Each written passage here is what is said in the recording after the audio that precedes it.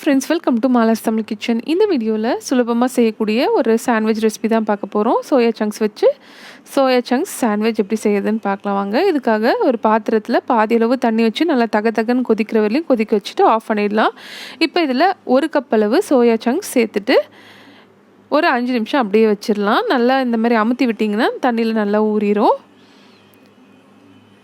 இப்போ ஒரு கடாயில் 2 டேபிள் ஸ்பூன் எண்ணெய் எடுத்து அது நல்லா காஞ்சப்புறம் 2 பச்சை மிளகாய் பொடியாக நறுக்குனது, 2 பெரிய வெங்காயம் பொடியாக நறுக்குனது, இது ரெண்டுத்தையும் சேர்த்து வதக்கிக்கலாம். அதுக்குள்ளேயும் இந்த சோயா சங்க்ஸை நம்ம ஒரு கொலண்டரில் போட்டு வடிகட்டிட்டு இந்த சோயா சங்க்ஸில் இருக்க தண்ணியெல்லாம் நல்லா வடித்து வச்சுக்கலாம். இப்போ இந்த வெங்காயம் நல்லா வதங்கியிருக்கும். அதுக்குள்ளே 2 தக்காளியை பொடியாக நறுக்கி அதையும் சேர்த்துக்கலாம். இப்போ இந்த ஸ்டஃபிங்க்கு தேவையான உப்பும் சேர்த்துக்கலாம். கூடவே 1/4 டீஸ்பூன் மஞ்சள்தூள், 1 டீஸ்பூன் அளவு சோம்புத்தூள், ஒரு 1/2 டீஸ்பூன் அளவு கடையில் கிடைக்கக்கூடிய சிக்கன் மசாலா தூள். இதுக்கு பதிலாக நீங்கள் கரம் மசாலா தூள் வீட்டில் செஞ்சதும் சேர்த்துக்கலாம். நெக்ஸ்ட்டு 1/2 டீஸ்பூன் அளவு மிளகாய் தூள், இதெல்லாம் சேர்த்துட்டு ஒரு 30 செகண்ட்ஸ் நல்லா வதக்கிக்கணும். நெக்ஸ்ட் இப்போ நம்ம பிழிஞ்சு வச்சுருக்க சோயா சங்க்ஸை 3 பீசஸாக, ஒரு சோயா சங்க்ஸை 3 பீசஸாக கட் பண்ணி சேர்த்துக்கலாம். நம்ம போட்ட சோயா சங்க்ஸ் 1 கப் அளவு, ஆனால் நமக்கு தண்ணியில் ஊறினதுனால 2 கப் அளவாக கிடச்சிருக்கு. இப்போ இது எல்லாத்தையும் நல்லா பரட்டி விட்டுடலாம். நீங்கள் சப்போஸ் சின்ன சோயா சங்க்ஸ் எடுக்கிறீங்கனாக்க நீங்கள் இதை கட் பண்ண தேவையில்ல, அப்படியே முழுசாகவே விட்டுடலாம். நெக்ஸ்ட் இப்போ கொஞ்சமாக கொத்தமல்லி தழை தூவி இதை இறக்கிடலாம்.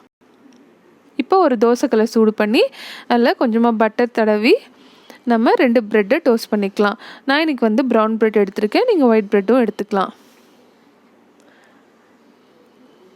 இந்த ரெசிபிக்கு பார்த்திங்கன்னா நமக்கு சோயா சங்க்ஸு, வெங்காயம், தக்காளி இது மட்டும்தான் தேவைப்படுது. காய்கறி எதுவுமே நம்ம கட் பண்ண தேவையில்ல. காய்கறி இல்லாத டைமில் நம்ம இந்த மாதிரி ஈஸியான ரெசிபியாக சூஸ் பண்ணி செஞ்சு கொடுக்கலாம்.